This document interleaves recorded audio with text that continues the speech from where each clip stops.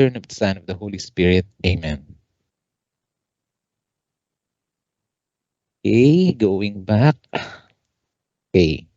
So mukhang tayo lang at mukhang ready na yung iba. 21. Oh, wala pa sa kalahati. But then, okay, so hindi natin sasayangin yung time nyo para sa review. Okay? So, let's start.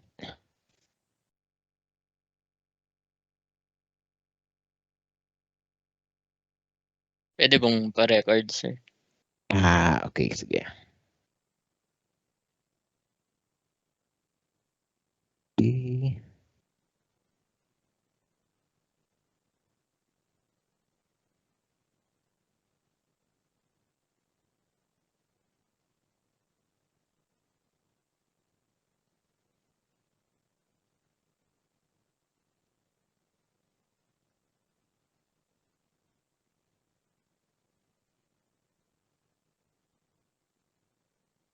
Okay, so actually, I was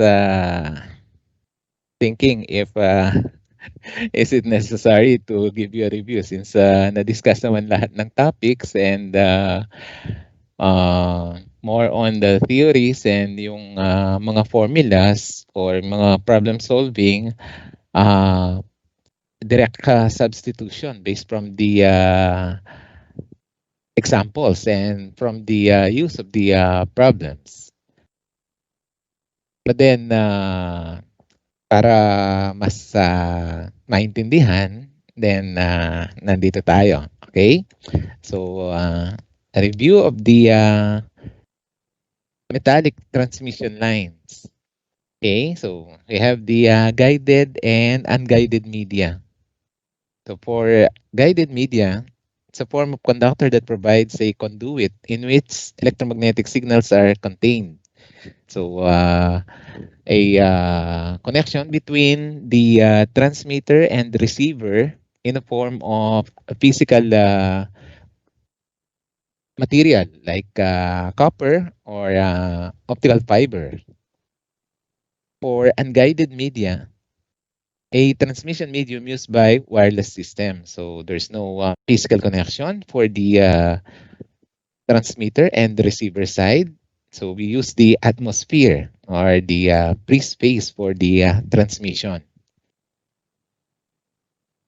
A transmission line is a metallic conductor used to transfer electrical energy from one point to another using electrical current flow. It can be used to propagate DC or low frequency AC to propagate very high frequencies.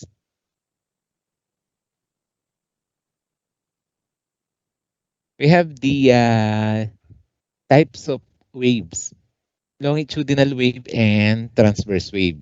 When we say longitudinal wave, these are waves in which the particle of the medium move parallel to the propagation of the wave. For example, sound waves are longitudinal waves. And for transverse waves, these are waves in which the particle of the medium move perpendicular to the direction of the propagation of the wave. And example of this are the ripples formed on the surface of the water. So yung mga alon. And then the movements of electromagnetic waves. Okay? Or they are considered transverse waves. So these are longitudinal waves or this is how longitudinal waves move. Okay? Parallel to the direction of the propagation of the wave. So for example, yun nga, sound wave. And then the movements of the particles for the transverse wave. So parallel or perpendicular to the direction of the light, and all forms of electromagnetic radiations are transverse waves. For incident waves and reflected wave. Incident waves are electromagnetic waves that travel along a transmission line from the source to the load. And the reflected waves are that of the opposite of the incident waves, waves that travel from the load back towards the source. Okay, so in the illustration, if these are incident waves, then for the load, for the maximum power transfer, the load must use the incident waves or the power of the waves from the source. And if it's not a maximum power transfer, then some portion or part of the incident wave will be reflected back towards the source. Okay, and these are the reflected waves. For the wave velocity, so transverse electromagnetic waves travel at the speed of light or 3 times 10 raised to 8 meters per second. The actual velocity of propagation of the waves in transmission lines varies according to uh, the velocity factor. Okay? So if it's 1, then if the velocity factor is 1, then the equivalent uh, velocity is 3 times 10 raised to 8 meters per second. And if it is less than 1, then it is multiplied by the equivalent light velocity. Frequency is the rate at which periodic wave repeats, and wavelength is the distance of one cycle occurring in space. So we have the equivalent equation for the wavelength, 3 times 10 raised to 8 over the frequency. And the wavelength here is the one that is used in the measurement of the length of the transmission lines or the transformers used to match the impedance and impedance matching. Okay? And that is depending on the velocity of the wave in actual. Meaning, if the velocity is not equal to 3 times 10 raised to 8, or it depends on the velocity factor. Okay? So, again, if it is 1, then the velocity factor is 1. The equivalent speed or velocity of the wave is the same as this one, 3 times 10 raised to 8. Okay?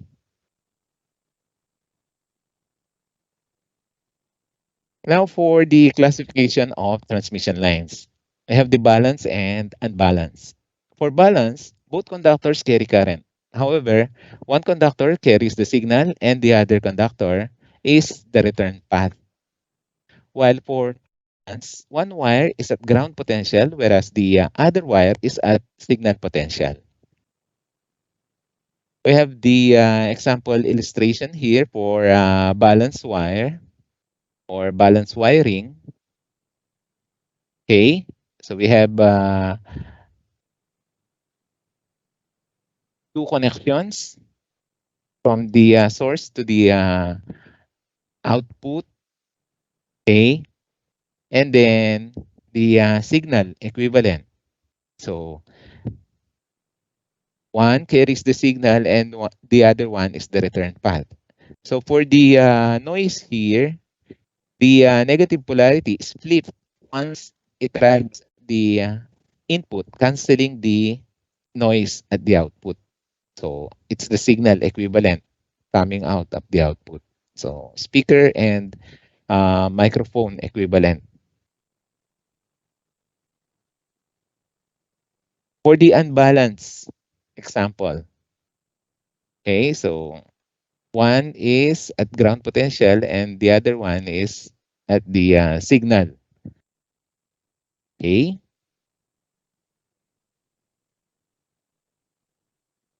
For balanced transmission line, the two currents in both conductors are equal in magnitude with respect to electrical ground but travel in opposite directions. Current that flows in opposite direction in a balanced wire pair are called metallic circuit currents.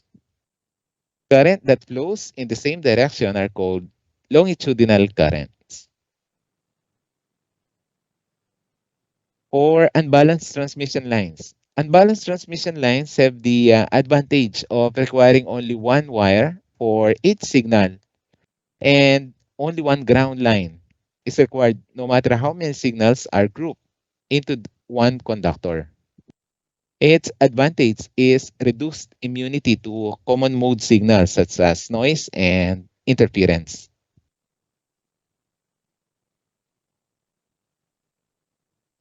Now, connecting a balanced and unbalanced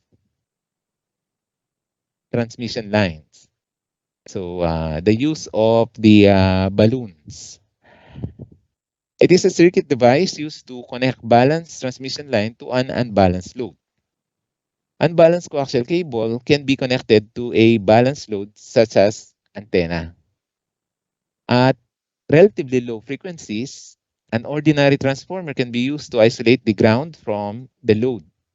For relatively high frequencies, a narrowband balloon like bazooka balloon, choke, or sleeve are used. So ito yung equivalent ng uh, connection for the antenna and then the transmission line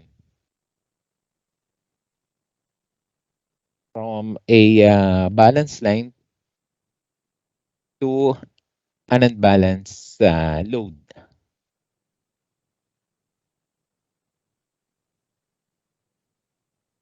Parallel conductor transmission lines comprised of two or more metallic conductors separated by non-conductive insulating material called dielectric.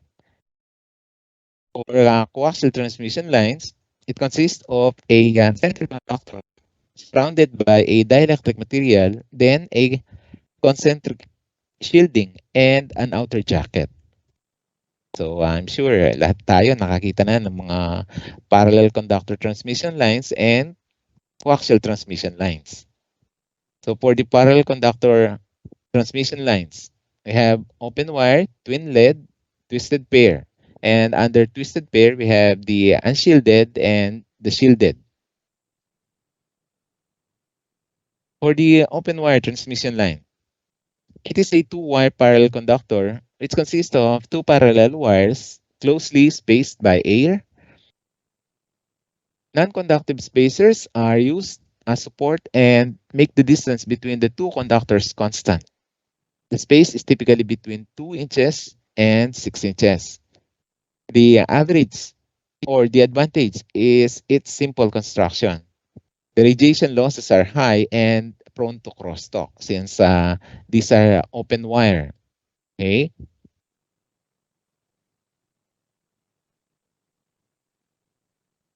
The twin lead. The spacers used between the conductors are continuous solid dielectric that ensures uniform spacing along the entire cable. It is commonly used to connect televisions to rooftop antennas.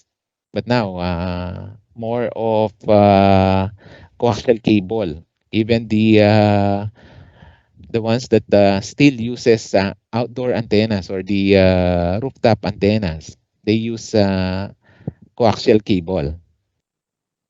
Common dielectric material used with twin lead cable are Teflon and polyethylene. Types of twisted pair transmission lines. We have 100 ohm unshielded twisted pair. It consists of two copper wires where each wire is separated or separately encapsulated in PVC insulation. For the 150 ohm shielded twisted pair, it consists of two copper conductors separated by a solid dielectric material. The wires and dielectric are enclosed in a conductive metal sleeve called foil. If the sleeve is woven into a mesh, it's called a braid. So we have here the example, the Cat 7. So shield by foil.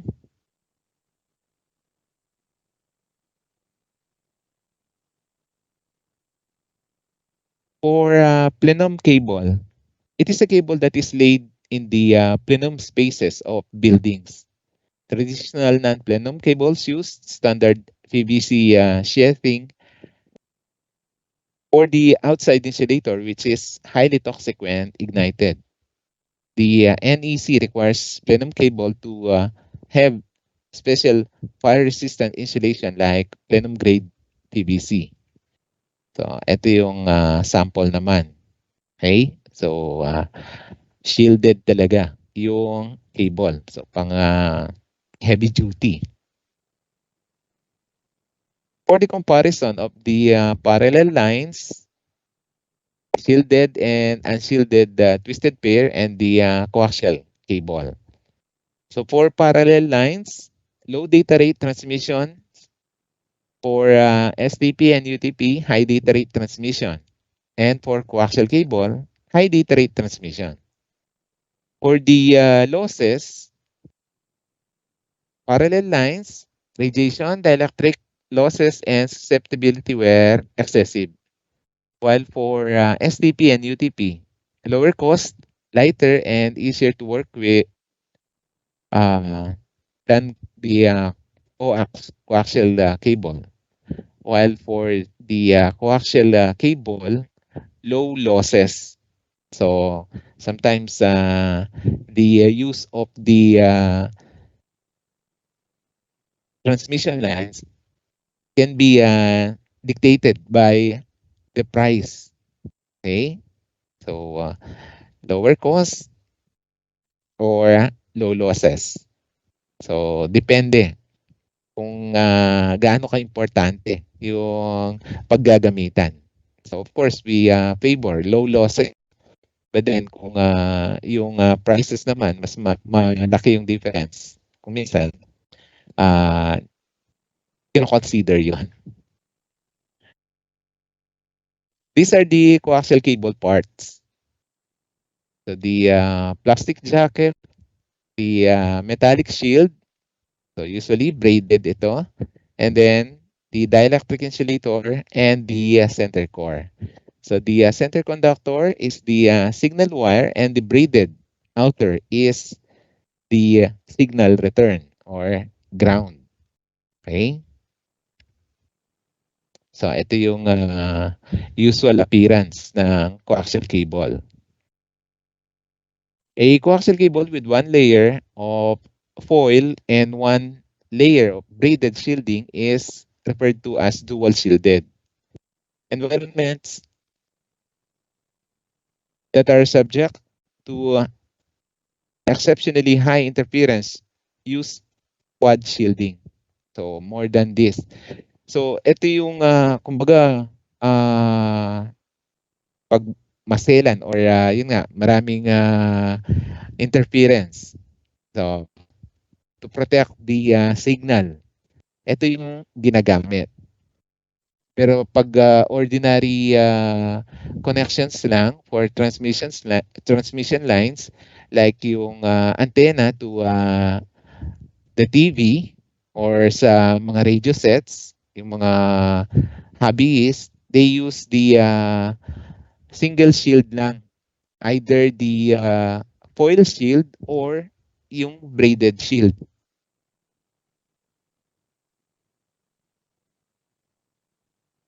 For rigid air-filled coaxial cable, a tubular outer conductor surrounds the center conductor coaxially, and that the insulating material is air.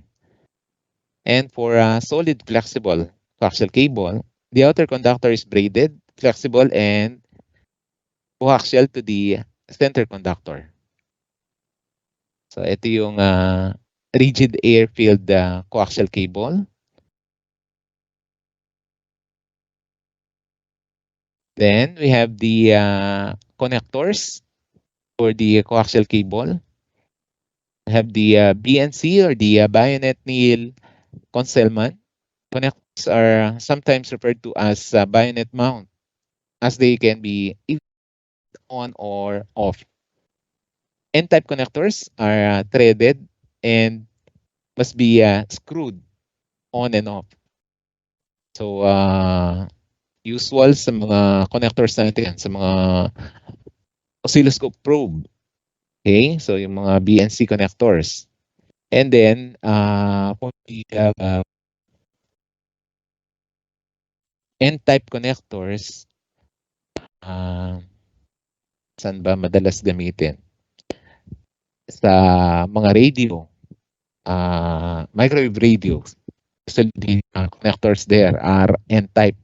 So, kailangan na mahigpit yung pagkaka-connect at saka parang protection na rin sa signal. So, good na rin siya dun sa N-type. Okay? We have the examples for the BNC connectors. So, ito yung barrel to connect or extend yung BNC cables. And then the T-connector, pag magba-branch dun sa ibang connections. And ito naman yung N-type barrel. Pala dun sa mga TV antenna. Ito yung mga connections. Usually naka-thread yung mga nakaabang na sa mga TV, okay, for the antennas. Okay? For antennas or for cable connections. Strip line and microchip or microstrip transmission line. So these are additional transmission lines wherein they are used in microwaves. Strip line is typically consists of a conducting strip surrounded by dielectric material and sand between two conducting ground planes. And for the microstrip, it is a type of transmission line that consists of a conductor fabricated on dielectric substrate with a grounded plane. It is easily miniaturized and integrated with microwave devices, making it a popular choice of transmission line. So, ito yung appearance ng dalawa. So, yung strip line, it's like a connector that is sandwiched between two planes or grounded planes and surrounded by dielectric materials. While a microstrip is a connector wherein it is on top of the dielectric material and a grounded plane. Okay, so usually these are used for short connections like connections for terminals for microwaves. So parang yung mixing connections ng mga microwave antennas pwedeng pang-replace sa mga waveguides. Okay? Now for the metallic transmission line equivalent circuit. So the characteristics of transmission lines are determined by conductivity, dielectric constant, wire diameter, and conductor spacing. The equivalent circuits found in the transmission lines can be series DC resistance, series inductance, capacitance, shunt conductance, parallel capacitance or parallel conductance. The primary constants are distributed throughout the length of the line, that's called distributed parameters. So here is the equivalent circuit of the parallel transmission line. or two-wire parallel transmission line. So alternate uh, inductance and resistance on both sides, and then at the parallel connections, we have the capacitance and the resistance. Okay.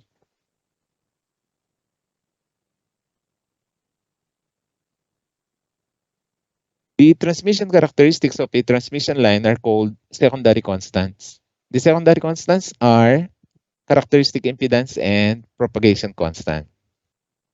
For maximum power transfer from the source to the load, a transmission line must be terminated in a purely resistive load equal to the characteristic impedance of the transmission line. So that's for maximum power transfer when the characters characteristic impedance of the low transmission line is matched with the impedance of the load.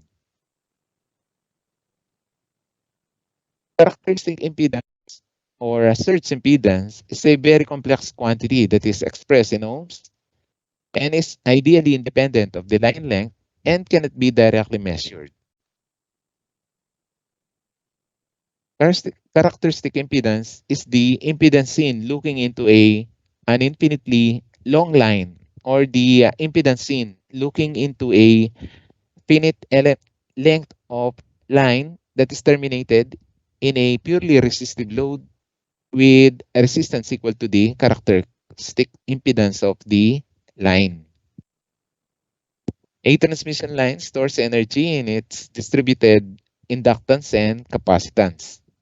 So from the equivalent circuit of the two parallel transmission lines, where the capacitors or capacitance and inductance are distributed, so they can store energy. In a transmission line, or if a transmission line is infinitely long, it can store indefinitely, and the line acts as a resistor that dissipates all the energy. An infinitely long line can be simulated if a finite line is terminated in a purely resistive load equal to the characteristic impedance of the line. So for the characteristic impedance, for extremely low frequency, the resistances dominate.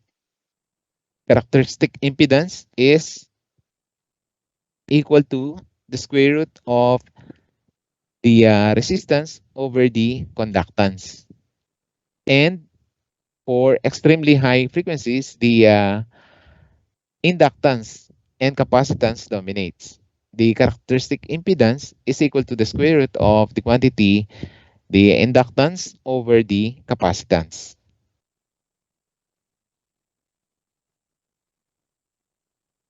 For high frequencies, the characteristic impedance of a transmission line approaches a constant and is independent of both frequency and length. The phase angle of characteristic impedance at high frequencies is zero, thus it looks purely resistive, and all the incident energy is absorbed by the line.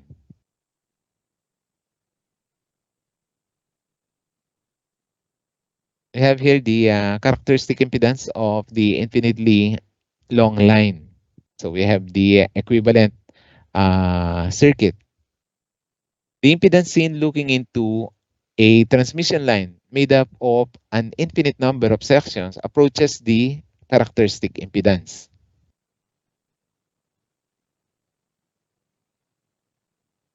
If a line will be terminated with the load resistance equal to the line characteristic impedance, the characteristic impedance of the line will be the same no matter how many sections are included.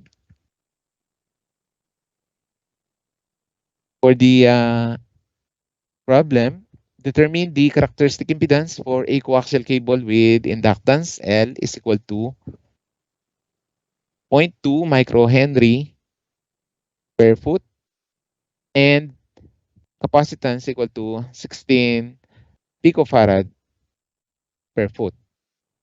Okay?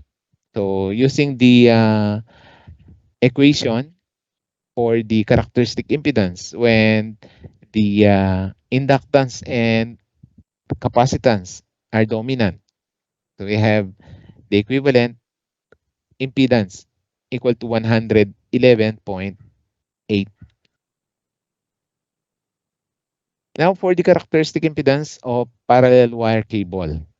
So we have the two wires here and the radius of each wire and the spacings between the two wires.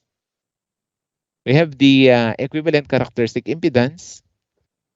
The impedance is equal to 276 over the square root of the dielectric constant multiplied by the logarithm of the ratio of the spacing over the radius of the conductor. So the spacing and radius are in meters.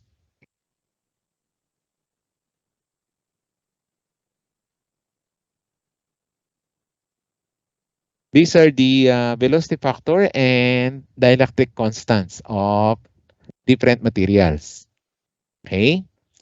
So in problem solving, usually these are given. Okay? Unless they are the one being asked or they are the unknown values.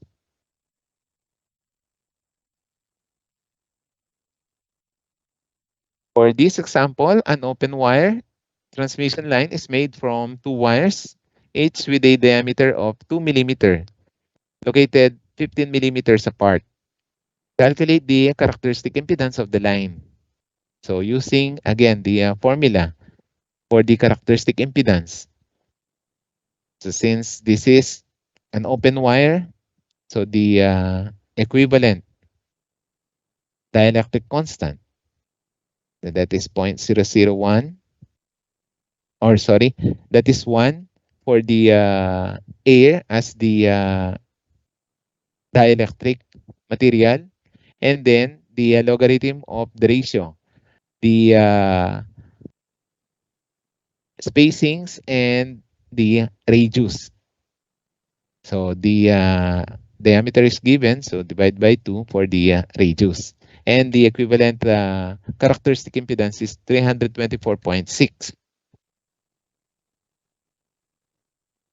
For the characteristic impedance of balance for wire, so we have the equivalent characteristic impedance equal to 138 over the dielectric constant or square root of the dielectric constant multiplied by the logarithm of the quantity 2 multiplied by the vertical distance between cables over the horizontal distance between cables multiplied by the square root of the quantity 1 plus the ratio of d2 over d1 quantity squared.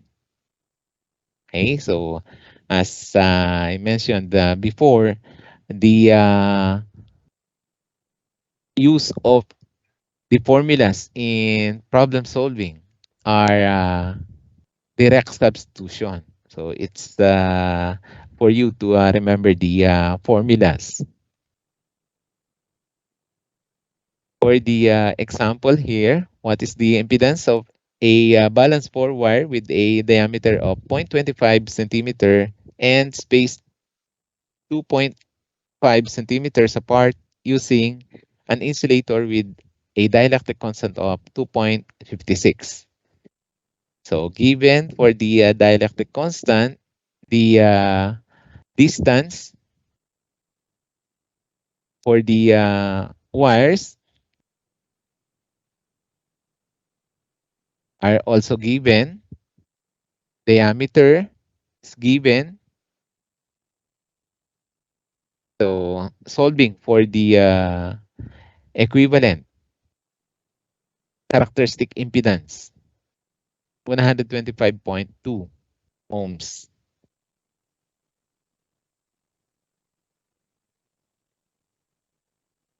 For the characteristic impedance of balance wire near, the characteristic impedance is equal to 276 over the dielectric constant multiplied by the logarithm of 2 multiplied by the distance between cables over the diameter multiplied by the square root of the quantity 1 plus distance between cables over 2 times the distance of cable to ground, and this quantity is a squared quantity.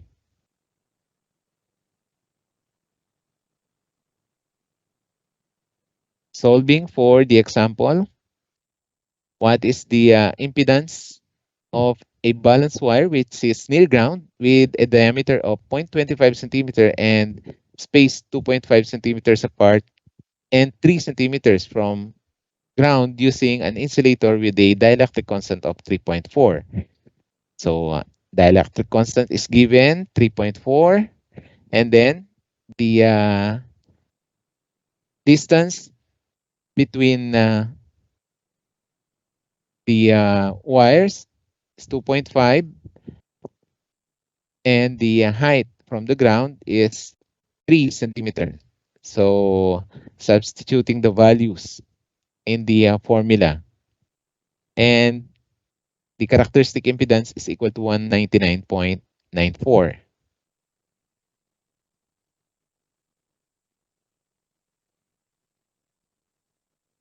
For the next one, characteristic impedance of wires in parallel near ground, we have the formula 69 over the square root of the dielectric constant multiplied by the logarithm of the quantity 4 multiplied by the distance of cable to ground over the diameter of the cable, then multiplied by the square root of the quantity 1 plus the squared quantity of 2 times the distance of cable to ground over the distance between cables. So for the example problem, what is the impedance of wires in parallel which is near ground with a diameter of 0.25 centimeter and spaced 2.5 centimeters apart and 3 centimeters from the ground using an insulator with a dielectric constant of 3.4. So the values of the parameters in the formulas are given. So solving for the characteristic impedance equivalent to 78.44. And for the characteristic impedance of a balanced two-wire near ground, so we have the equivalent formula, 276 over dielectric square root of the dielectric constant multiplied by the logarithm of the quantity 2 multiplied by the distance between cables over the diameter multiplied by square root of the quantity 1 plus the quantity square root of the distance between cables over 4 times the distance of the first cable to ground multiplied by the distance of the second cable to ground. And for the example, what's the impedance of wires in parallel which is near ground with a diameter of 0.25 centimeters and spaced 2.5 centimeters apart, with one cable 3 centimeters from the ground and the other cable 2.5 centimeters. Use an insulator with a dielectric constant of 3.4. So substituting the values of the parameters in the formula, you will get 200.89 ohms as the characteristic impedance. And for the coaxial cable characteristic impedance, we have the equation characteristic impedance is equal to 138 over the square root of the dielectric constant multiplied by the logarithm of the diameter of the outer conductor of the coaxial cable over the diameter of the inner conductor of the coaxial cable.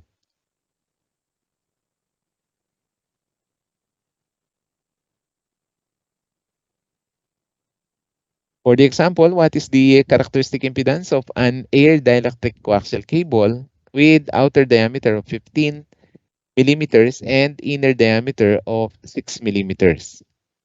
So we have the equivalent formula, substitute the values. So since this is air dielectric coaxial cable, so using 1 as the dielectric constant and the diameter of the outer and inner. So using or converting them to meters, and you'll have the equivalent characteristic impedance equal to 54.92 ohms. The input impedance of an infinitely long line at radio frequencies is resistive and equal to the characteristic impedance.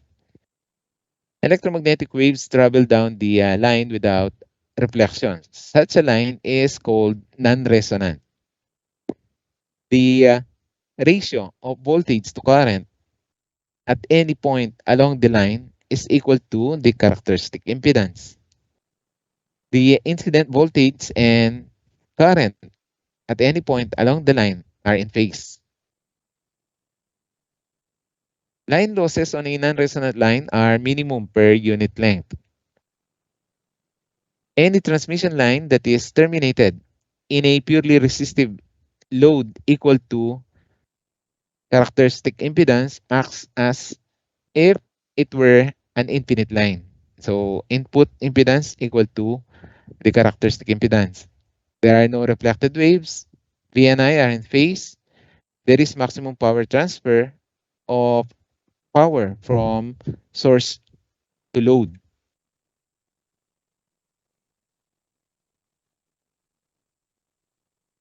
For the propagation constant, it is used to express the attenuation and the phase shift per unit length of a transmission line.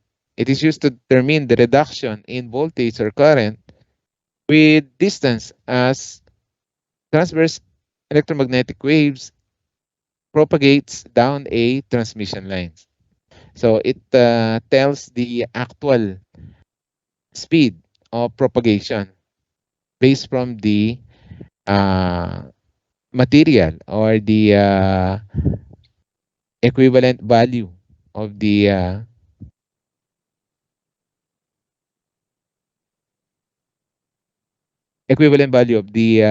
speed. Wave propagation and standing waves. For transmission lines, electromagnetic waves travel at speed of light when propagating through a vacuum and nearly at the speed of light when propagating through air. When electromagnetic waves travel on conductor or copper and dielectric materials vary, its speed decreases. So that is why it's a function, or the speed is a function of the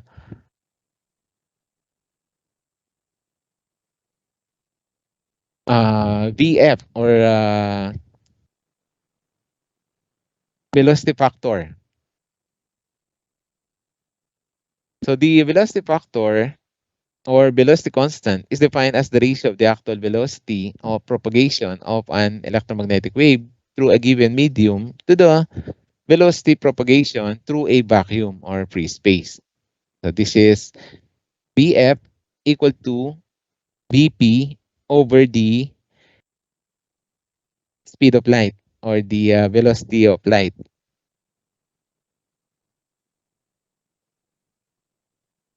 The velocity at which electromagnetic wave travels through a transmission line depends on the dielectric constant of the insulating material separating the two conductors. So the equivalent VF using the dielectric constant is equivalent to VF is 1 over the square root of the dielectric constant. Dielectric constant is the relative permittivity of a material. The relative dielectric constant of air is 1.0006, okay, or very close to 1. that is for free space. The dielectric constant of material commonly used in transmission line ranges from 1.4872 to 7.5, giving velocity factors from 0.3651 to 0.82.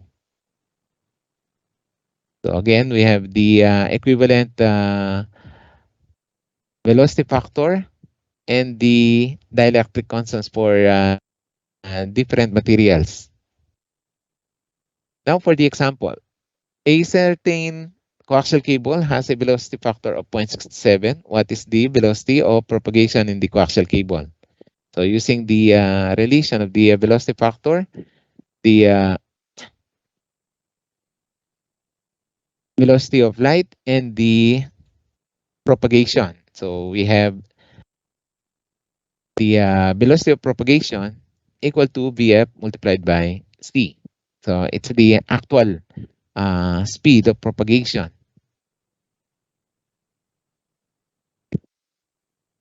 And a wire with dielectric constant of 3.6 has how much velocity factor? So the velocity factor is equivalent to 0.527. The velocity at which the electromagnetic wave propagates along a transmission line varies with the inductance and capacitance of the cable. So the velocity of propagation is equal to 1 over the square root of the product of the inductance per unit length and capacitance per unit length.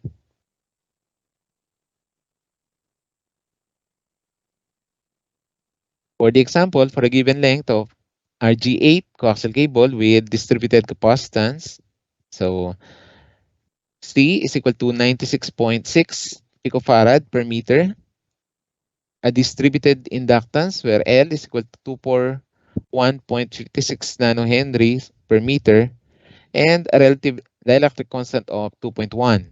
Determine the velocity of propagation and velocity factor. So using the relations for the velocity factor and the velocity of propagation, given the values of L, C, and the dielectric constants. So we have the equivalent values. For the velocity of propagation, we have 2.07 times 10 raised to 8 meters per second. And for the velocity factor, we have 0.69. For electrical length of transmission lines, at low frequencies, long wavelengths, the voltage along the line remains relatively constant. At high frequencies or short wavelengths, the voltage along the line varies. For long and short transmission lines phenomena apply to long lines. A transmission line is defined as long if its length exceeds 1 over 16th of a wavelength. Otherwise, it is considered short. So we have the equivalent 10-meter transmission line. So for 1 kilohertz of frequency, where the wavelength is equal to 300 kilometers. So 1 over 30,000 is considered short. And for a frequency of 6 gigahertz, where the wavelength is equal to zero point zero 0.05 meters, and a 200 is considered long. Or delay lines are transmission lines designed to intentionally introduce a time delay in the path of electromagnetic wave.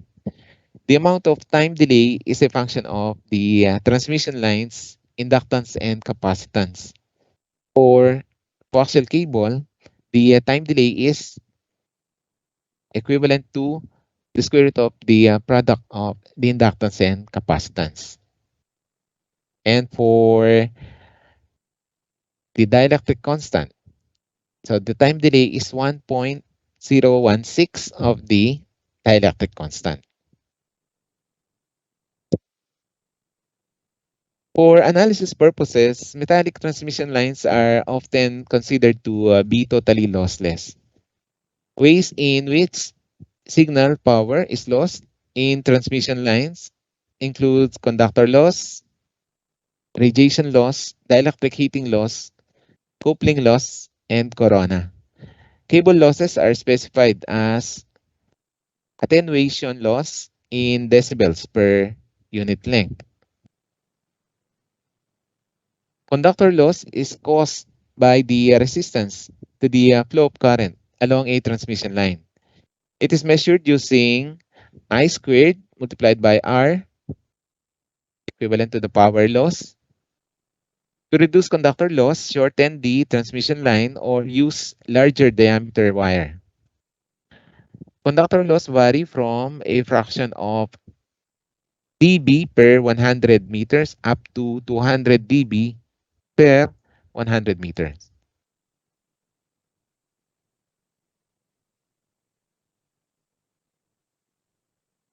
For dielectric heating loss, a difference of potential between two conductors of metallic transmission line causes dielectric heating. For air dielectric transmission lines, the heating loss is negligible. For solid core transmission lines, dielectric heating loss increases with frequency.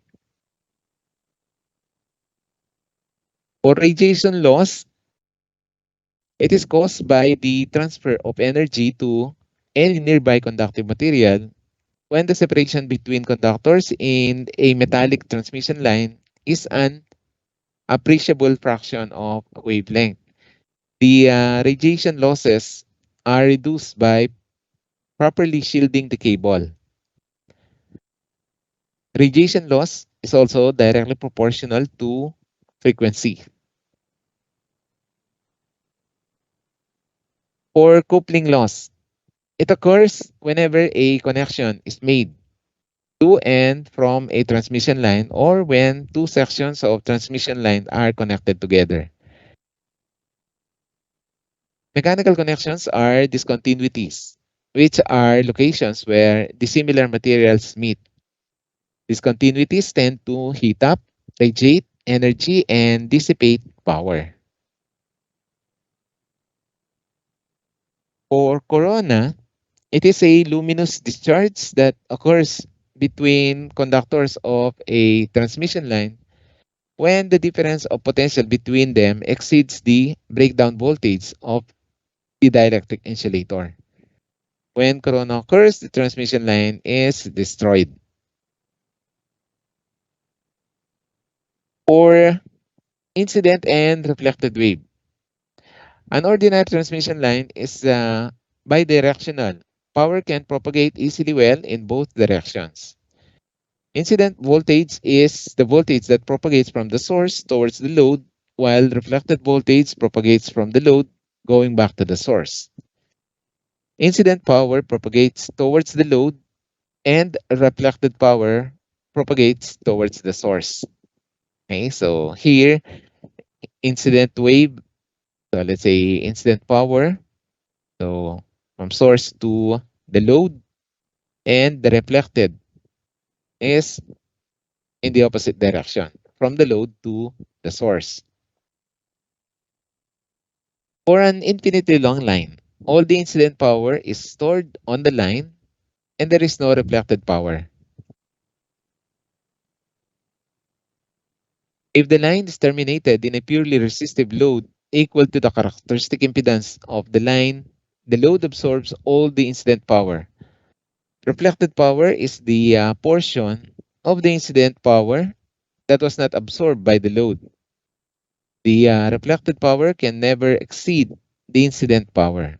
So incident power is always greater than the reflected power. So the incident signal greater than the reflected signal. A transmission line with no reflected power is called a flat or non-resonant line. A transmission line is no is non-resonant if it is of infinite length or if it is terminated with resistive load in ohmic value to the characteristic impedance of the transmission line. On a flat line, the voltage and current are constant throughout its length, assuming no losses.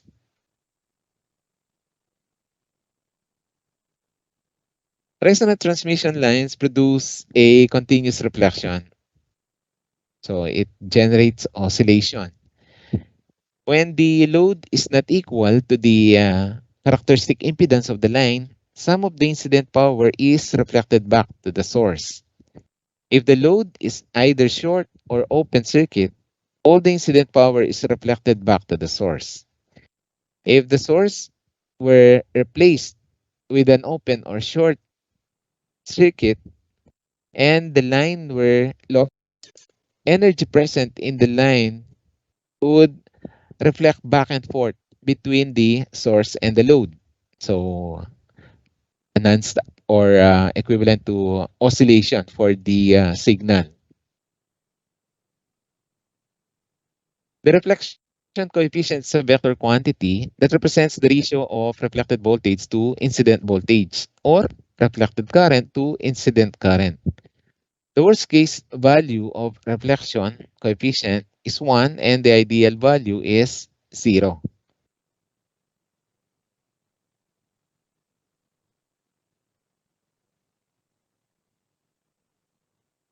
So I have the example here. Determine the reflection coefficient for a transmission line with incident voltage of 0.2 volts and a reflected voltage of 0.01.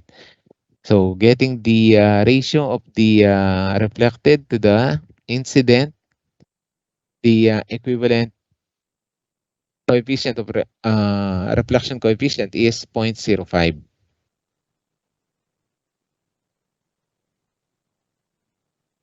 Now for standing waves. When the characteristic impedance equal the load impedance, all the incident power is absorbed by the load. This is called match line or the maximum power transfer. When the characteristic impedance is not equal to the load impedance, some of the incident power is absorbed by the load and some is reflected to the source. This is called unmatched or mismatched line. Mismatched lines causes the two traveling waves to set up an interference pattern known as standing wave.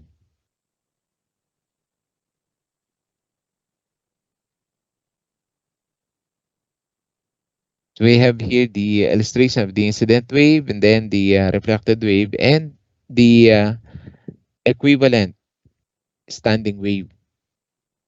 As the incident and reflected waves pass each other, stationary patterns of voltage and currents are produced on the line called standing waves. The stationary waves are called standing waves because they appear to remain in a fixed position on the line, varying only in amplitude. The standing wave has minima or nodes separated by half wavelengths of the traveling waves and maxima or antinodes also separated by a half wavelength. The standing wave ratio or SWR is the ratio of the maximum voltage to the minimum voltage or the maximum current to the minimum current of a standing wave in a transmission line. SWR is often called voltage standing wave ratio. So in many books, you can find the SWR equal to VSWR. So they use the VSWR because most of the time it's the voltage standing wave ratio is being measured in the transmission lines. SWR is a measure of mismatch between the load impedance and the characteristic impedance of the transmission line. We have the relation for the SWR, Vmax over Vmin, or the reflection coefficient equation for using the SWR values. So we have the reflection coefficient equal to SWR minus 1 over SWR plus 1. The voltage maxima or Vmax occur when the incident and reflected waves are in phase. And the reflected wave or the voltage minima occur when the incident and the reflected waves are 180 degrees out of phase. When the incident and reflected waves are equal in amplitude, or we have a total mismatch, SWR is infinity. When there is no reflection, wherein characteristic impedance is equal to the load impedance, SWR is equal to 1. Another example here for a transmission line with an incident voltage of 5 volts and reflected voltage of 3 volts, determine for letter A reflection coefficient. So that is zero point 0.6 or 3 over 5. And the SWR. So we have 5 volts and 3 volts. So the ratio, sum over difference, equivalent to 4. And the reflection coefficient, SWR minus 1 over SWR plus 1. And that is zero point 0.6.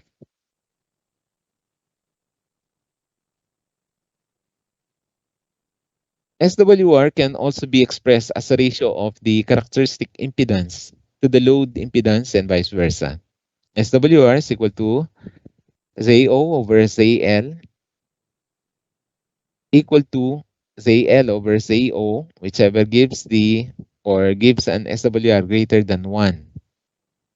When the load resistance is twice the characteristic impedance of the line, and when the load resistance is half the characteristic impedance of the line, it gives the same level of mismatch. 100% of the source incident power is not absorbed by the load when the transmission line and the load is not matched. The dielectric can break down and cause corona as a result of high voltage SWR. Reflections and re-reflections cause more power losses. Reflections cause ghost images. Mismatches cause noise interference.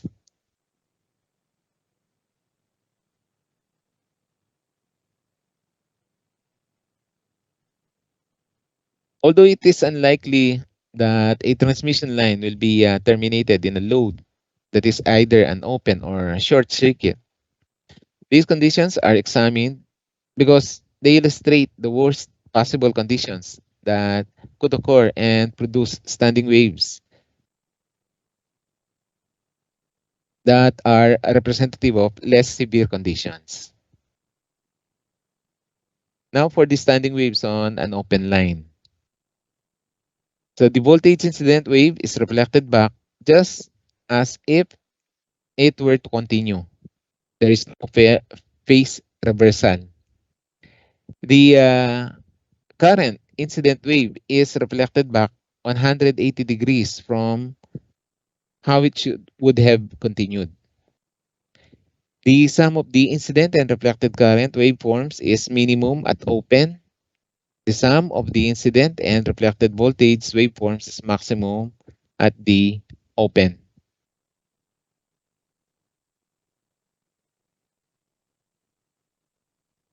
So for the incident voltage and the reflected voltage, so in this case, it will follow or it will go back following the trace here for the incident wave. And for the current,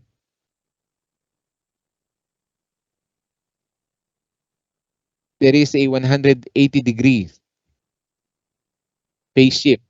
So that means the continuation of the incident current for the reflection. Okay? So, dadaan dito sa baba. 180 degrees out of phase naman siya. So, sa voltage in phase, while for the current, 180 degrees out of phase. The impedance at the open end is A equal to V max over I mean and is at maximum. The impedance, 1/4 wavelength from the open, so equivalent where V is at minimum and I is at maximum. So quarter wavelength. So kanina dun sa open end, V is maximum, I is minimum. So the impedance is at maximum. And after a quarter wavelength, V is minimum and I is at maximum. So the equivalent impedance is minimum.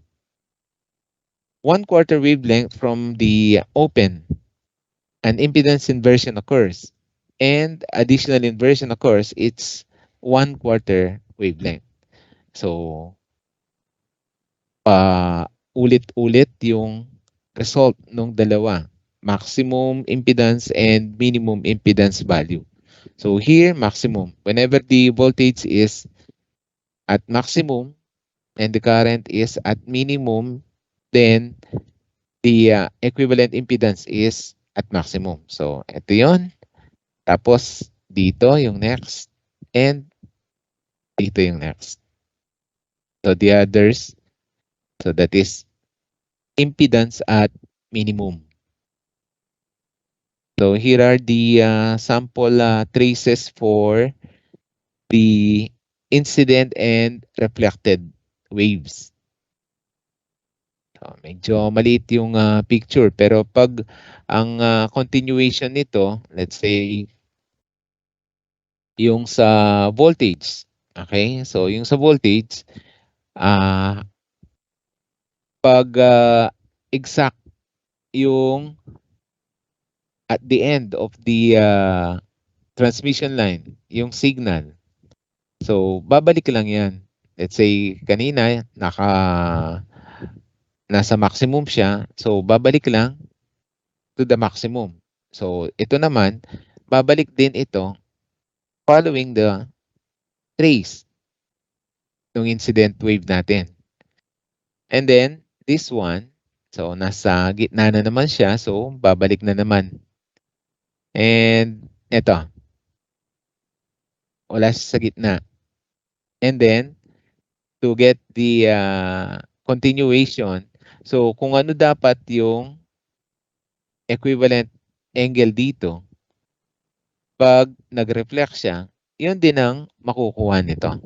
So, continuous naman ito. Okay? So, this part, as if when completed or when a complete cycle for this one, so it will be the missing part here. Okay? So, the same as if it will continue its phase. Okay? Same here. And then, for the equivalent, so dito naman, so ito muna, yung continuation nito dun sa kabila. So mas mahaba yung angle na kulang to complete the wave. Okay, so yun ang magiging continuation naman. And this one, so the equivalent.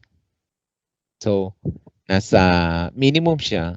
So from minimum, so tataas sa minimum ulit.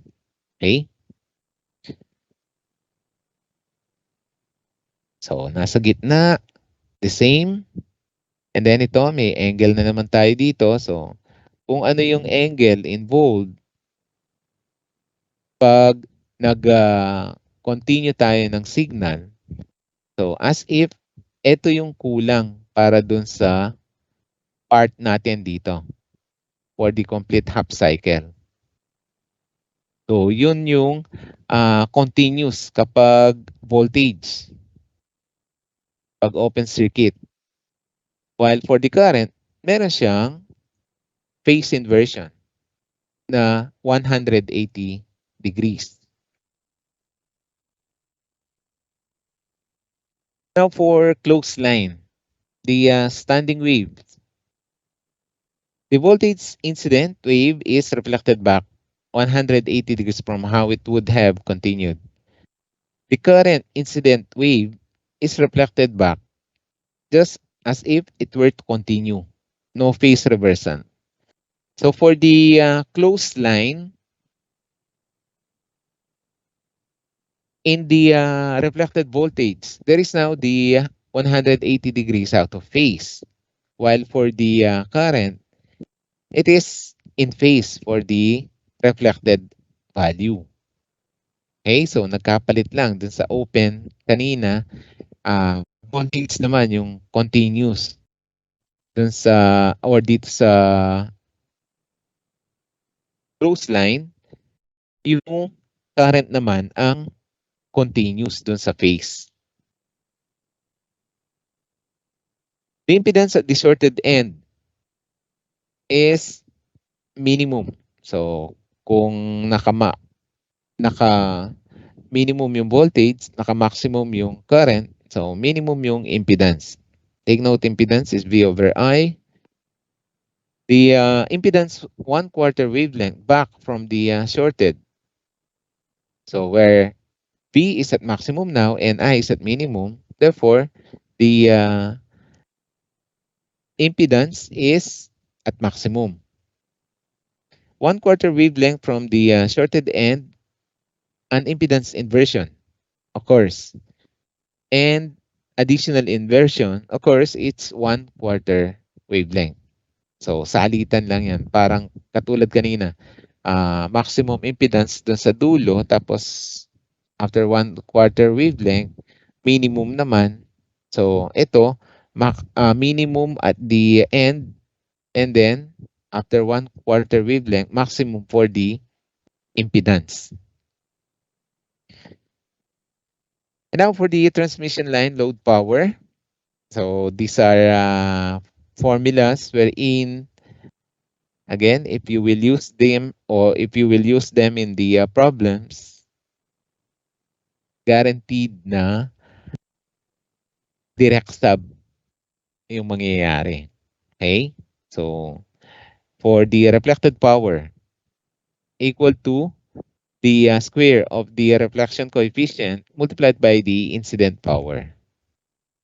And then SWR, or the standing wave ratio, using the reflected and incident power. So that is SWR is equal to 1 plus the square root of the quantity PR over PI all over the difference. 1 minus the square root of the quantity, the reflected power over the incident power.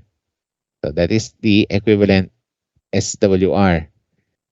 Then for the load power is equal to incident power minus the reflected power. Or load power is equal to 1 minus the square of the reflection coefficient quantity multiplied by the incident power. Then for the load power again, 4 multiplied by SWR over the quantity or the squared quantity of SWR plus 1 and the quantity again multiplied by the incident power.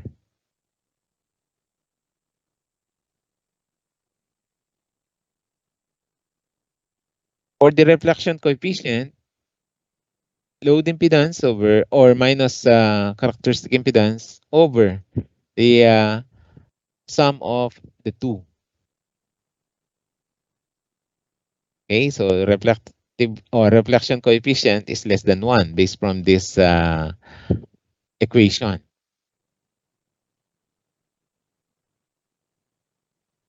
For the input impedance, when a transmission line is terminated in either a short or an open circuit, there is impedance inversion every quarter wavelength.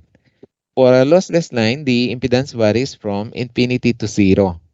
For practical lines, the impedance varies from some maximum to some minimum value, depending when the line is terminated in a short or an open circuit. The input impedance for a lossless line seen looking into a transmission line that is terminated in a short or an open circuit can be resistive, inductive, or capacitive depending on the distance from the termination. Phasor diagram are generally used to analyze the input impedance of a transmission line because they are relatively simple and give a pictorial representation of the voltage and current phase relationships. For the open line and shorted line, when it comes to the voltage and current. So for open line, voltage incident wave is reflected back just as if it were to continue. Then for the current, there is a phase inversion of 180 degrees. That is for open line. For shorted line or short circuit, we have the voltage incident wave is reflected back 180 degrees, reversed from how it would have continued. While for the current incident wave is reflected back the same as if it had continued. Okay? Magkabaligtad lang yung characteristic ng dalawa, voltage and current when it comes to open line and shorted line. Open transmission line can behave as resistor, an inductor, or a capacitor depending on its electrical length. Because standing wave patterns repeat every half wavelength interval, the input impedance also repeats. For electrical lengths less than 1/4 wavelength, the input impedance is capacitive and decreases with the length. For electrical lengths between 1/4 and 1/2 wavelength, the input impedance is inductive and increases with length. Okay, so ito yung equivalent quarter wavelength hanggang dito from the load. So usually we measure the distance from the load. Okay? So kaya yung mga quarter wavelength transformer. So they are positioned from the load. Okay? Then yung equivalent inductance naman or inductive reactance. Okay? So after the quarter wavelength increasing up to the half wavelength distance. So every uh, half wavelength nagre-repeat yung dalawa. Okay?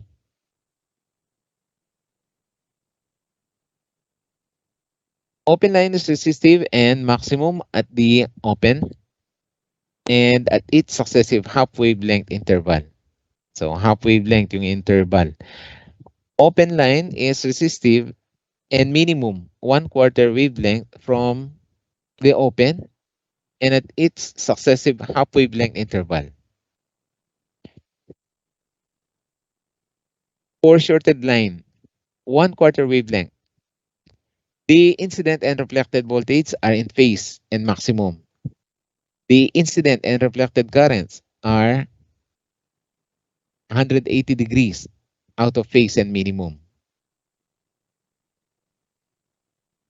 The input impedance has zero phase angle and is resistive and is at maximum. A quarter wavelength transmission line terminated in a short circuit is equivalent to parallel LC circuit. For a shorted line less than 1/4 wavelength, the incident voltage leads the reflected voltage by 90 degrees. The incident current lags the reflected voltage by 90 degrees. And the total voltage at the source end of the line leads the current by 90 degrees, and the line looks like inductive. Shorted line more than 1/4 wavelength. So the incident voltage lags the reflected voltage by 90 degrees. The incident current leads the reflected voltage by 90 degrees. And the total voltage at the source end of the line lags the current by 90 degrees, and the line looks like capacitive. So difference of uh, characteristics of different lengths for the shorted and open lines. In summary, shorted transmission lines can behave as resistor, an inductor, or capacitor depending on its electrical length. Okay, based from the measurements, quarter wavelength or half wavelength. Because standing wave patterns repeat every half wavelengths in interval, the input impedance also repeats. Shorted line is resistive and minimum at the short and at its successive half wavelength interval. Shorted line is resistive and maximum 1/4 wavelength from the short and at its successive half wavelength interval. For electrical lengths less than 1/4 wavelength, the input impedance is inductive and increases with length. For electrical lengths between 1/4 and 1/2 wavelength, the input impedance is capacitive and decreases with length. Here is another illustration of the previous slides. Okay, so the equivalent short or short circuit is a parallel combination of the inductor and capacitor. Okay, so it's a tuned circuit parallel combination. Then for an open circuit, it's the series connection for the inductor and the capacitor. And then the short circuit connection of the transmission line less than quarter wavelength. It is inductive or equivalent to an inductor. While for an open line, this is capacitive, okay? Equivalent to a capacitor. And greater than quarter wavelength. So the short circuit equivalent is capacitive. Okay, equivalent to that of the open circuit less than quarter wavelength. And for the open circuit more than quarter wavelength, so this is inductive. Okay, so pag lampas ng quarter wavelength, less than half wavelength, open, it is inductive. Pag close or short, it is capacitive. Okay?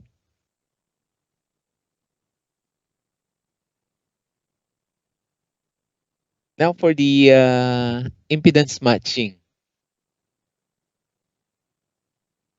Power is transferred most efficiently to a load when there are no reflected waves. That is the maximum power transfer. Okay, so pag match yung line at saka yung load.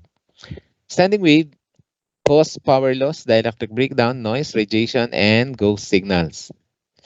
The quarter wavelength transformer matching. So ito yung equivalent ng quarter wavelength transformer. Then, the stub matching. So, ito yung stub naman. kinoconnect along the transmission lines and then determined by the use of a Smith chart for the length and the distance from the load.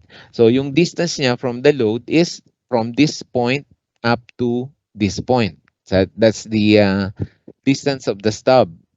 And the length of the stub is from this point up to this point. Okay? So ito naman yung length niya, length of the stub.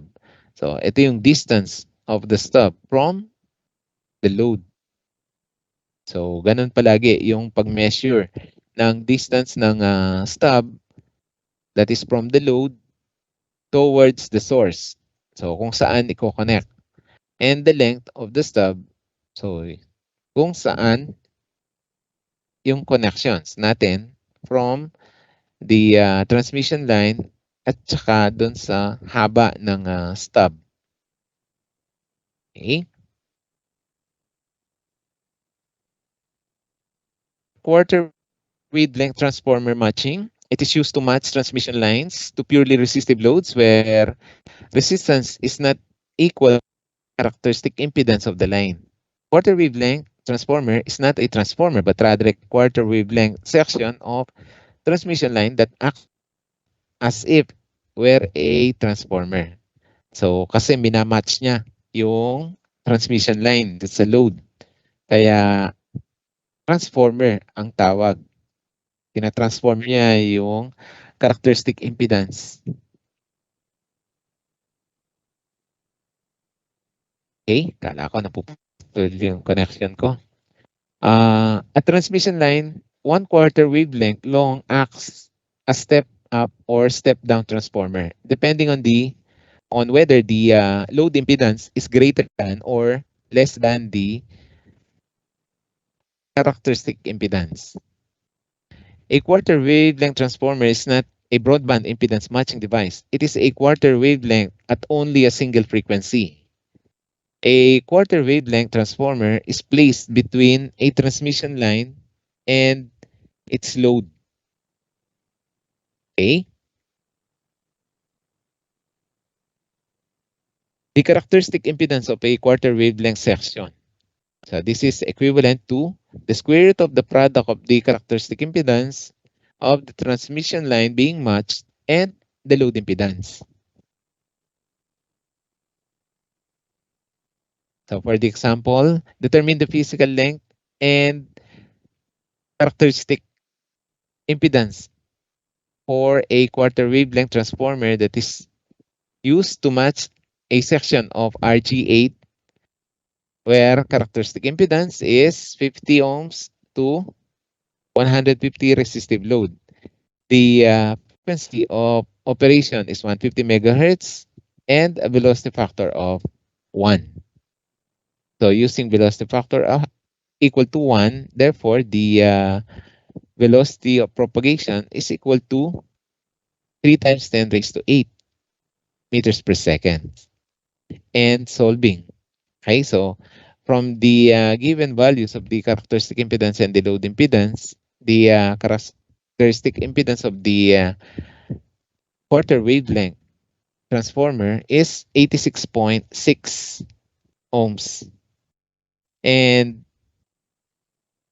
using the value of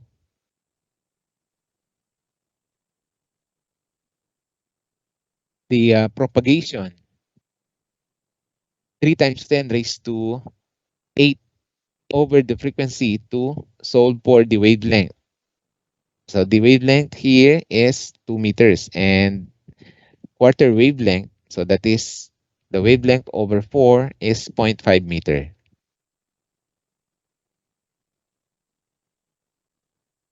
For the stub matching, when a load is purely inductive or purely capacitive, it absorbs no energy and the reflection coefficient is 1 and the SWR is infinity. When the load is a complex impedance, it is necessary to remove the reactance component to match the transmission line to the load. A transmission line stub is simply a piece of transmission line that is placed across the primary line as close to the load as possible. The susceptance of the stub is used to tune out the susceptance of the load. With stub matching, either shorted or an open stub can be used, but shorted stubs are preferred because open stubs have a tendency to radiate. Smith chart is the most widely used transmission line calculator of this type. Smith chart is a special kind of impedance coordinate system that portrays the relationship of impedance at any point along a transmission line to the impedance at any other point on the line. The Smith chart was developed by Philip H. Smith at Telephone Laboratories. The chart is based on two sets of orthogonal circles. One set represents the ratio of the resistive component of the line impedance R to the characteristic impedance of the line, which for lossless line is also purely resistive. The second set of circles represents the ratio of the reactive component of the line impedance, either positive or negative J of X, and to the characteristic impedance of the line. So when the impedance is complex, so we have the complex value or the imaginary value. And when it is purely resistive, it simply gives us the value of R. The Smith chart can be used to determine the input impedance of a transmission line at any distance from the load. The outermost scale on the Smith chart indicates the distance in wavelength. The outside scale gives distance from the load towards the generator and increases in clockwise direction. The second scale gives the distance from the source towards the load and increases in counterclockwise direction. One complete revolution, or 360 degrees, represents a distance of one half wavelength. Half of the revolution, or 180 degrees, represents a distance of one quarter wavelength. Okay? And ito yung appearance ng Smith chart. So, inductive and capacitive reactances. So, inductive, nasa uh, upper part or upper half. And then the capacitive, nasa uh, bottom half. Okay?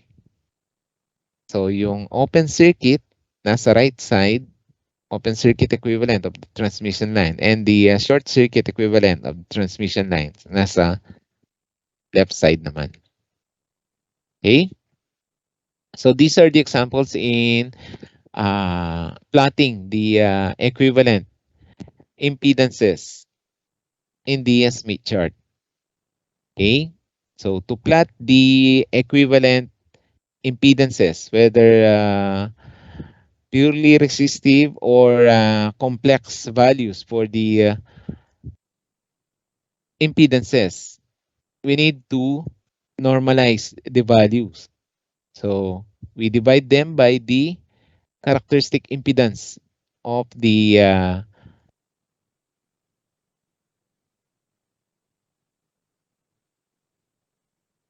line. Okay, so the equivalent impedance then will be plotted based on the values of the real part and the imaginary part. So the complex impedance.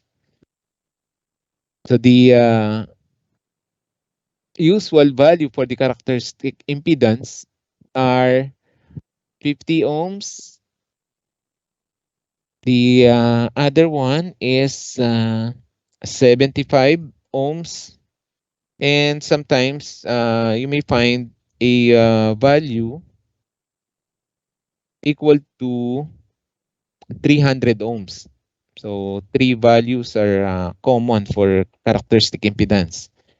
So 50, 75, and 300 ohms. Okay? So ito yung sample plotting. Then for stub matching with the Smith chart, shorted and open stubs can be used to cancel the reactive portion of a complex load impedance and thus match the load to the transmission line. So shorted stubs are preferred because open stubs have a greater tendency to radiate.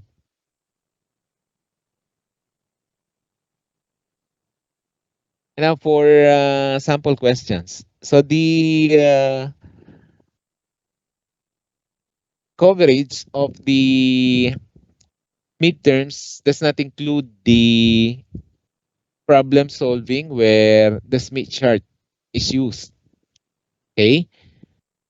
So it just introduces the Smith chart up to the part of the introduction of the Smith chart. And then other values or other problems can be included. So from the lecture 1 up to I think lecture 3, and of course the relations for the other parameters in lecture 4. Okay?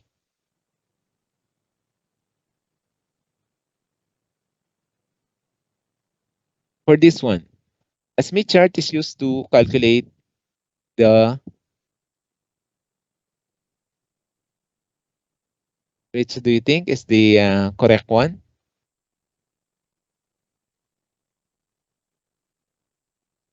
You can unmute.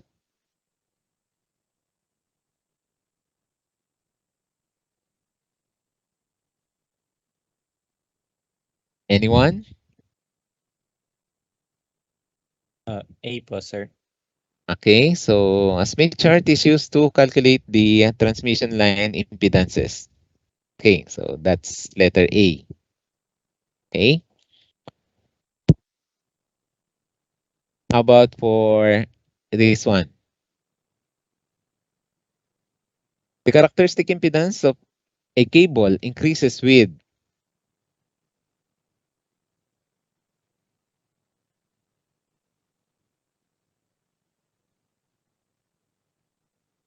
characteristic impedance of a cable.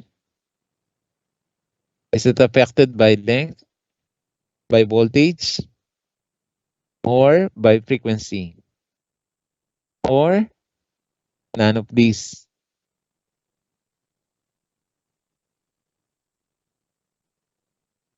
None of this po, sir. Okay, so characteristic impedance, hindi siya affected ng length. Okay? Hindi siya affected ng voltage or hindi siya nag-depend sa frequency.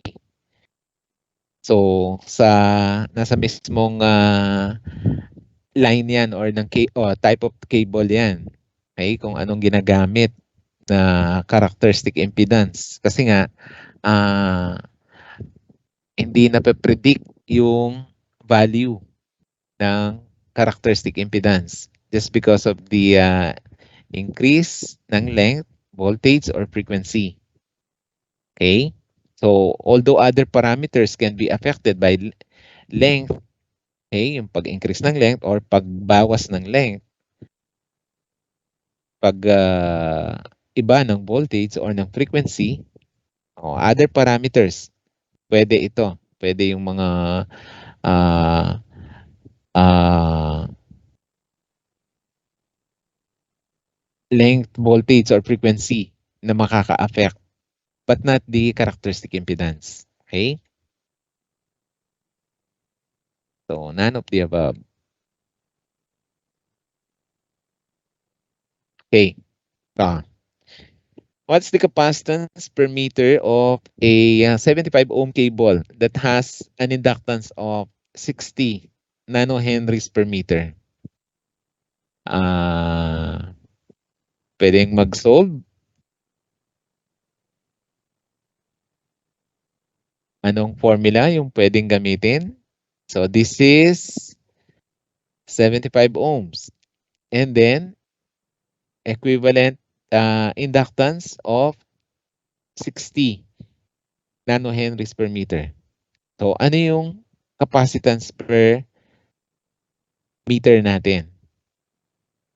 So, given the inductance per unit length and 75 ohms is the characteristic impedance and the capacitance per unit length or per meter is unknown.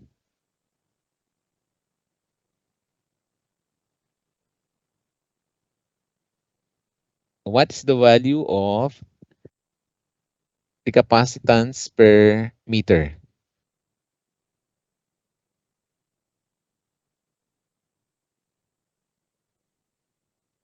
Sige, 1 minute. So as I said, direct substitution lang yan sa mga formulas na involved. If you know the formula, then you can easily solve problems involving the transmission lines.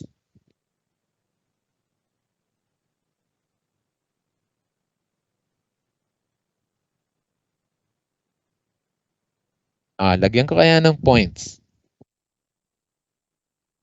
Kung sinong makakasagot ng tama. Sige, 5 points. 5 points sa quiz. Sa incoming quiz o sa quiz number 2 to be added sa score. Pag nasagutan ng tama. Para may magkagana naman na makasagot.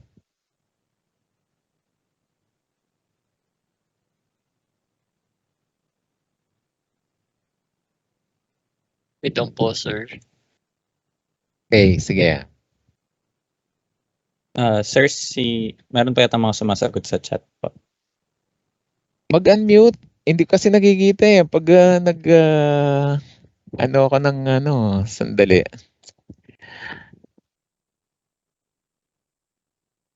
Ay, sorry. Tingnan ko na lang yung sagot sa chat. Bakit napindot ko?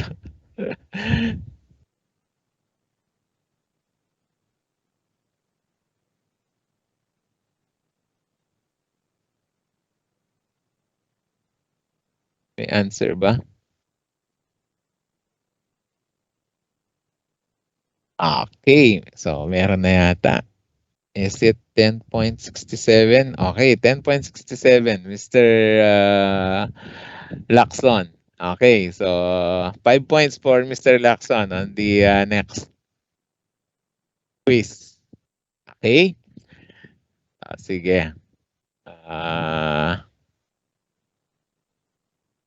Dali lagyan ko ng mark para hindi ko hindi ko makakalimutan. Baka singilin ako ni Mr. Lacson.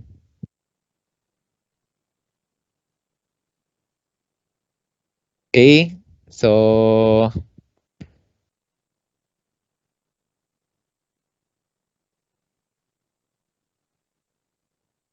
naku, lumitaw na yata. Nakita na yata sa ano. Okay, so the answer is 10.67 picofarad per meter for the capacitance per meter. Okay. Next.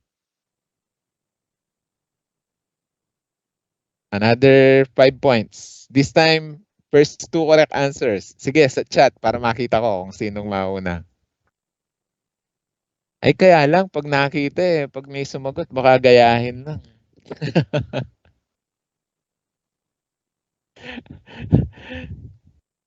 Sige, first 2 to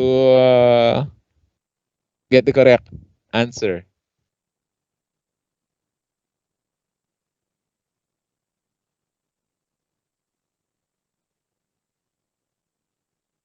para hindi nakikita.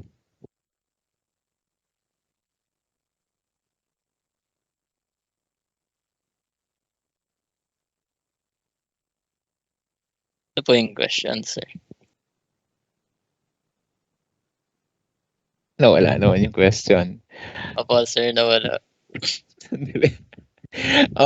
Ano na lang alisin ko yung, ay, hindi rin pwede, no? Paano yung message? Kung naka-share screen yung answer. Sige, di bale. Hindi naman siguro gagaling yung iba. Makikita mo, mali. Pag ginaya, mali rin eh.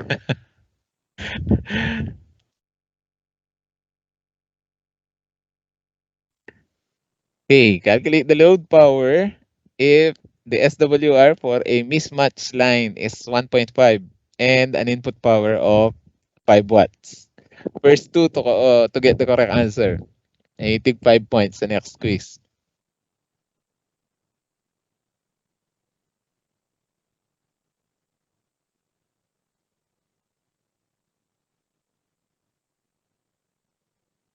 Then,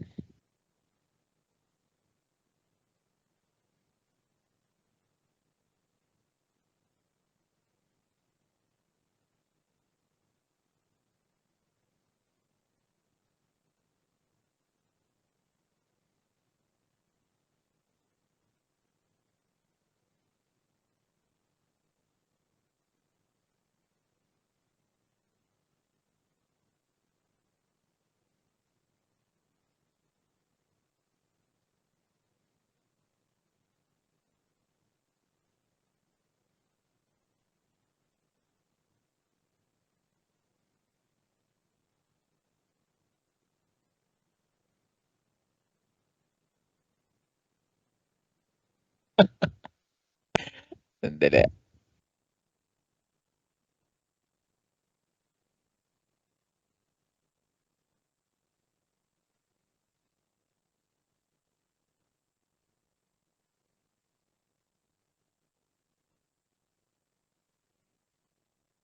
Hindi kasi nakikita pag naka-share screen ako eh. Sandali, mag-o-open ulit ako. Ay, mag-o-open ako ng ibang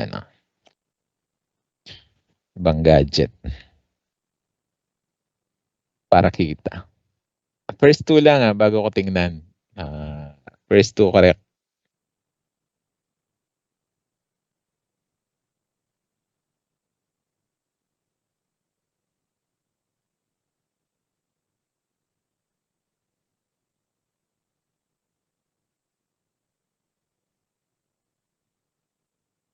Then, saan yung teams? Teams. Oh,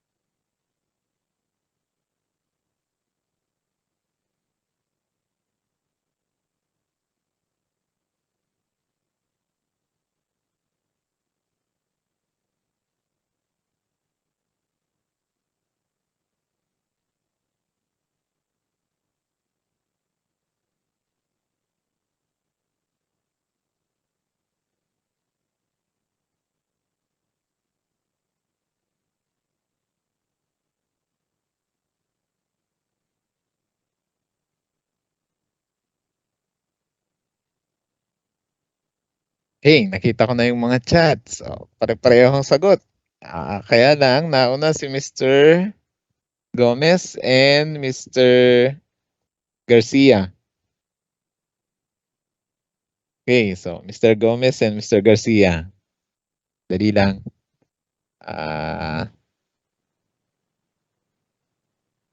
Correct answer is 4.8 watts.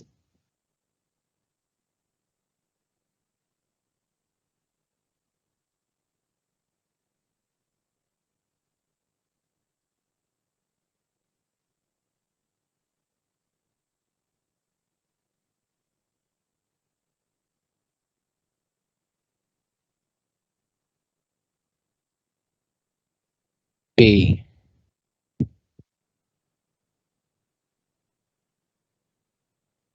Next question. Sige, first two ulit. 5 points for the next quiz. A mismatched transmission line has a reflected power of 2.1 watt for an 8 watt source power. What is the SWR of the transmission line?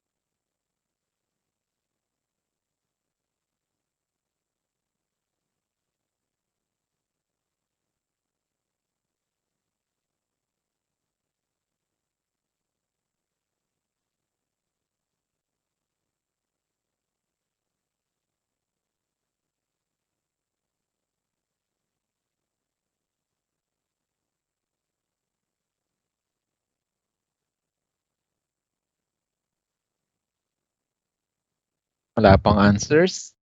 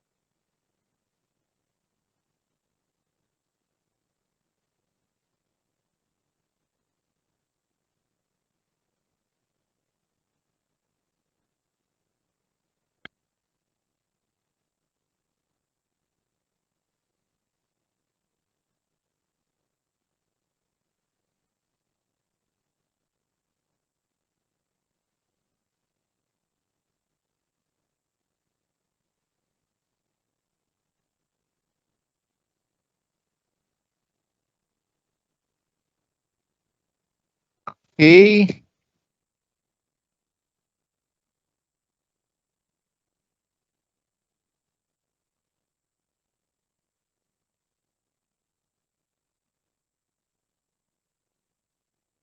Meron nang nakakuha. Meron na po, sir. Ako po. Sir. Kulang po yung decimal nila, sir. Yung akin po puno.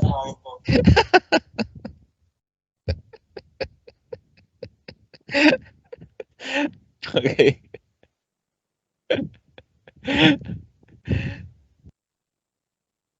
Sir, mali po yan.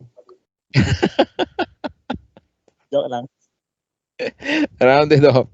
So, Mr. Lee and Mr. Gomez again. Oh, nakaka 10 points na si Mr. Gomez ah. Dali, mark ko muna. Sir, pag nakasagot na, sir, huwag na po silang bigyan points. O sige, yung mga nakasagot na sa susunod na ano, hindi na muna.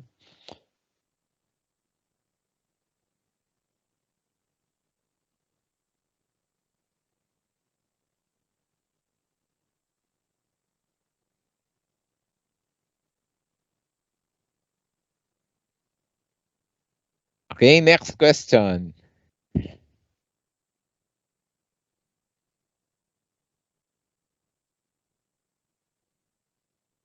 Determine the characteristic impedance of a quarter wave transformer that is used to match a section of a 75 ohm transmission line to a 80 ohm load. So yung mga may points na hindi na muna counted. Yung Sige po, wala sir. munang points. Practice na lang para sa inyo.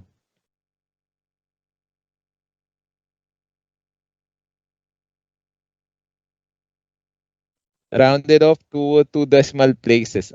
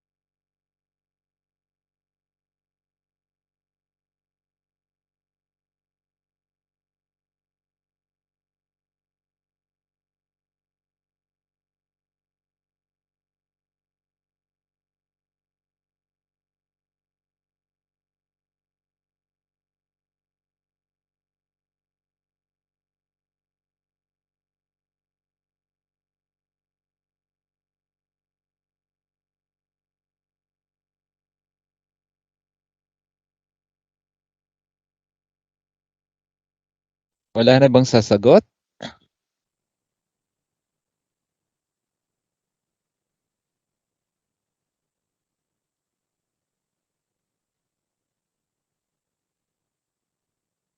Okay na po, sir. Sir, first five, sir. Dapat Pasensya pala na pag po yun, sir. may discussions tayo sa sa mga lessons, ganito ang gagawin ko para sure ako na may nakikinig. Sir, kinalki ko pa po.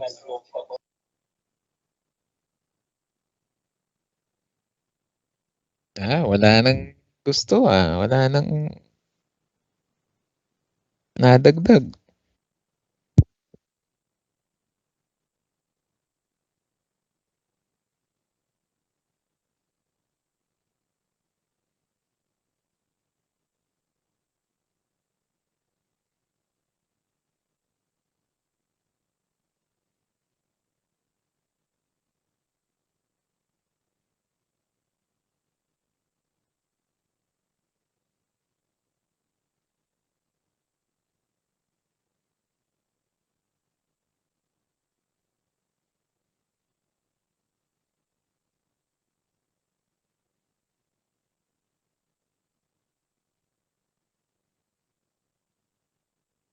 Sir, first 10 daw po.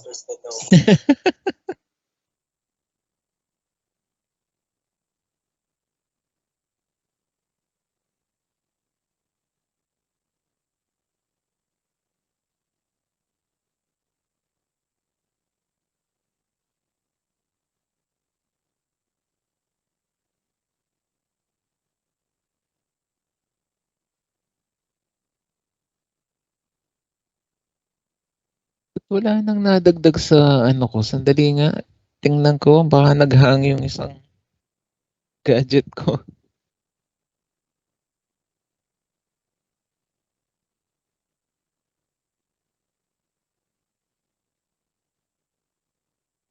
Sabi ko na naghang pala yung isang gadget ko. Kaya pala naghahantay ako.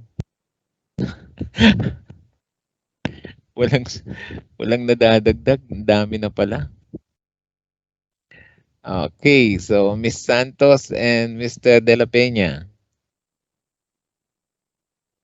First 10, sir. 77.46 ohms. Sa palagay ko sa prelims ka makakabawi. Palagi kang nasa malapit sa mga nabibigyan ng points. Palagay ko makakabawi ka sa prelims. Parang Sir. ready ka na Okay? Mga matalino, sir. So, Huwag nyo na pong bigyan ng points. so Tatalino na yan, sir. matatalino na. Matalino ka rin. Sige. So, ganun lang yung mga questions or similar questions will be you will encounter similar questions. Of course, naglagay din akong medyo challenging pero palagi ko makukuha nyo kahit yung mga challenging na questions na naka-include doon sa prelim exams. Then, parang may nagkulang pa nga yata ako sa answer ng unit or multiplier. Basta kung sakali at kulang yung multiplier and tama yung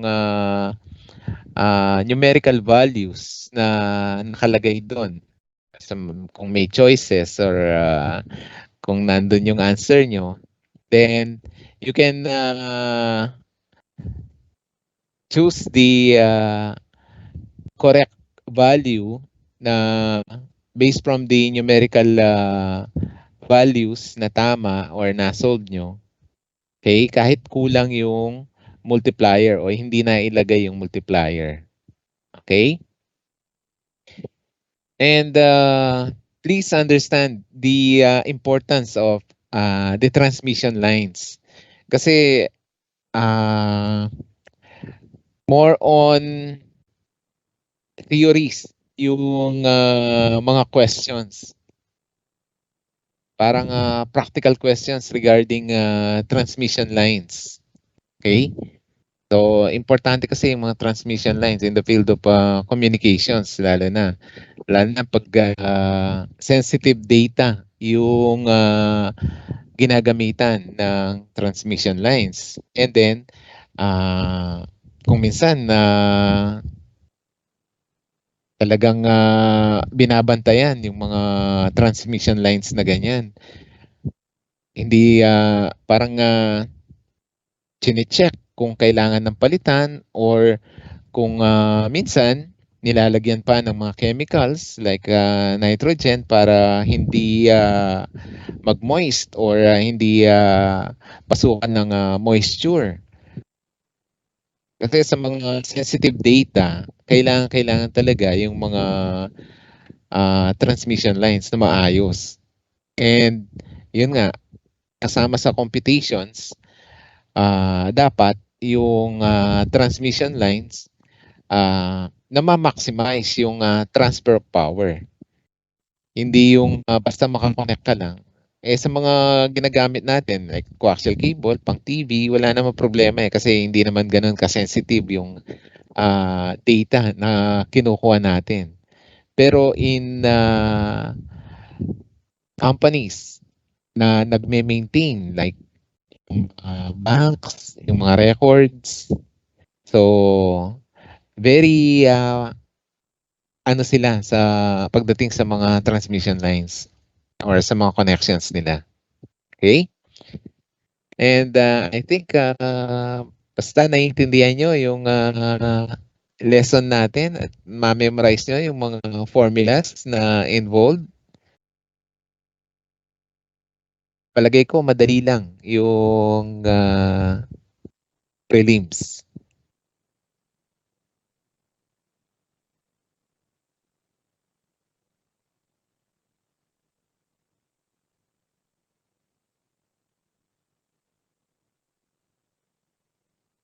Yung scope, yung lesson 1 up to lesson 5. Wala lang problems na gagamitan ng Smith chart. Hanggang doon lang sa may introduction ng Smith chart at kung paano mag-plot ng impedance. Okay?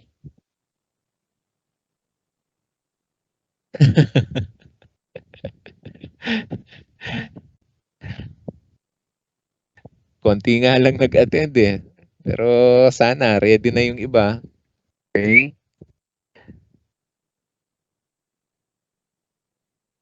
Sir, dali na, sir. Konti na lang po namin, sir. Last words.